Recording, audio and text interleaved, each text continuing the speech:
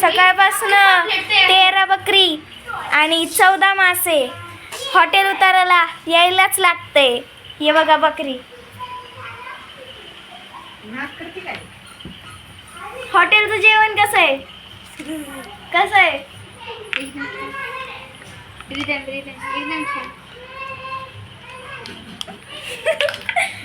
म्हणे एकदम छान. मासा हॉटेलचं जेवण कसं आहे? सुरमई काय पण आहे, तुम्ही काय पण घेवा. एकदम छान.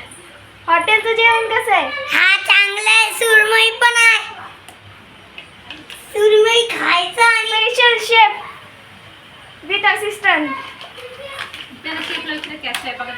चला सुरमई खायला चालू करा. स्वयंपाकात काय होतं?